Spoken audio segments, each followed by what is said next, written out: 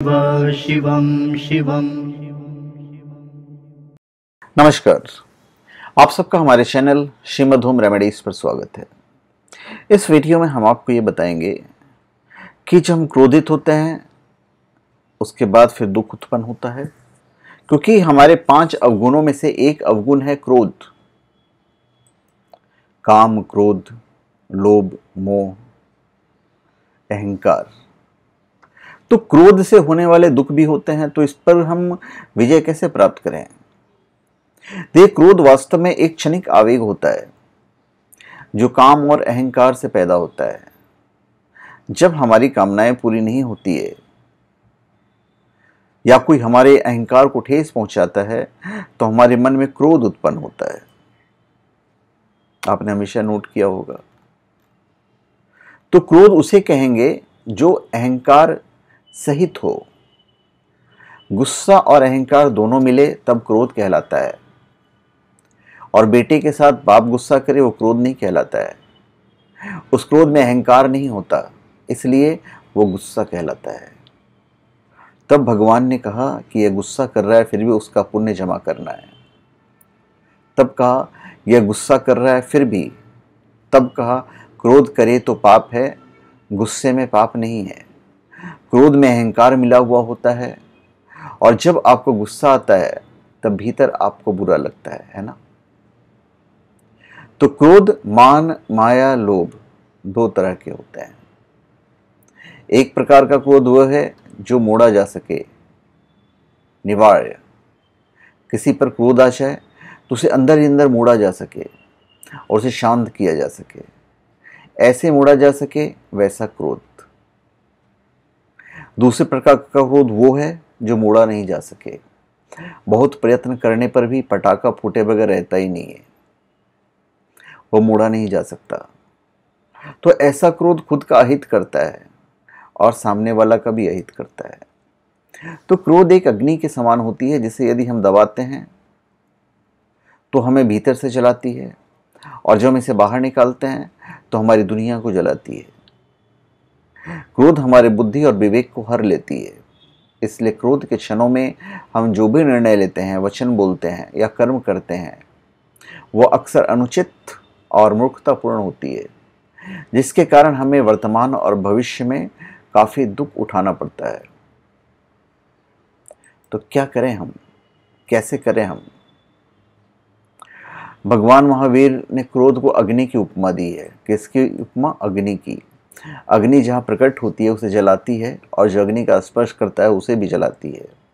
इसी प्रकार क्रोध की अग्नि जिस हृदय में प्रकट होती है उसको तो दुखी करती ही है, आसपास वाले को भी दुखी कर देती है। क्रोधी व्यक्ति कुछ भी कहता है और कुछ भी कर सकता है। और क्रोध की सबसे पहली अभिव्यक्ति मनुष्य के चेहरे पर ही दिखाई देती है। व्यक्ति को क्रोधित अवस्था में एक बार अपना चेहरा दर्पण में अवश्य देखना चाहिए। चेहरा पूरा तमतमाया हुआ लगेगा, माथे पर बल, आंखें लाल, जैसे किसी ने कोई गलती की और हमने उस पर क्रोध कर लिया। इतने मात्र से बात समाप्त नहीं होती। क्रोध कर लेने के बाद भी हम उसकी गलती को मन में संग्रहित करके रख लेते हैं, जिससे वैर गांठ बन जाती है। तो क्रोध संग्रहण नहीं, शांत रखें, शांत रहें।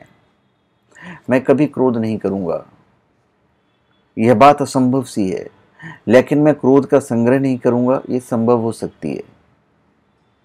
हमें स्वस्थ जीवन में संकल्प लेना चाहिए कि जीवन में किसी भी निमित्त से क्रोध आए पर प्रयास रहे कि वह मन की भूमि पर जम न पाए। एक स्थान पर पड़ा हुआ कचरा जैसे दुर्गंध फैलाता है, ऐसे ही संग्रहित क्रोध जीवन में हाहाकार मचा देता है। तो भाई, विचारों पर नियंत्रण की नाम जो लगाम है वो लगानी है। क्रोध को सीमित करने के 3 चरण हैं। पहला, व्यक्ति विशेष से संबंधित। हमें जिस व्यक्ति पर क्रोध आया है उस क्रोध को अब उस व्यक्ति तक ही सीमित रखना चाहिए। जैसे किसी बात पर हमें पत्नी पर गुस्सा आया तो क्रोध उस तक ही सीमित रहना चाहिए। परंतु उस समय यदि बेटा निकट आ जाए, हमारा जो पुत्र है वो निकट आ जाए या पुत्री निकट आ जाए, तो उस पर भी हम क्रोधित होने लगते हैं और यह अंतहीन सिलसिला लंबा खींचता चला जाएगा। तो ऐसे प्रसंगों पर सावधान रहकर क्रोध को सीमित किया जा सकता है। फिर दूसरा चरण, निमित्त या कारण से संबंधित। जिस कारण से क्रोध आया है, यदि वह कारण समाप्त हो जाए तो क्रोध भी समाप्त हो जाना चाहिए। और तीसरा चरण है स्थान विशेष से संबंधित। जिस स्थान पर क्रोध आया उसे उसी स्थान पर समाप्त कर दो, अन्यथा स्थान पर घसीटना उचित नहीं है। ऑफिस के क्रोध को घर पर लाकर घर में आनंदमय वातावरण को बिगाड़ देते हैं। तो यदि क्रोध करते हुए इन 3 बिंदुओं पर बार बार चिंतन करेंगे तो क्रोध का दायरा धीरे धीरे समाप्त होता चला जाएगा और एक दिन क्रोध भी समाप्त हो जाएगा। यदि हम क्रोध को नियंत्रित कर लें, अपने क्रोध को भी उपयोगी बना सकते हैं, क्योंकि सृष्टि के दूसरे नियम के अनुसार हर चीज में नकारात्मक और सकारात्मक दोनों गुण होते हैं। तो इस नियम के अनुसार सृष्टि की हर चीज अच्छी भी है और बुरी भी। यानी जो चीज हमारे लिए अच्छी होती है वह एक सीमा के बाद हमारे लिए बुरी हो जाती है। उदाहरण के तौर पर आग हमारे जीवन के लिए अत्यंत जरूरी है। इसी आग से हमें ऊर्जा भी मिलती है, हमारी सर्दी भी दूर होती है और हम भोजन भी पकाते हैं। परंतु जब नियंत्रण से बाहर हो जाती है तो ये हमारे लिए विनाशक बन जाती है।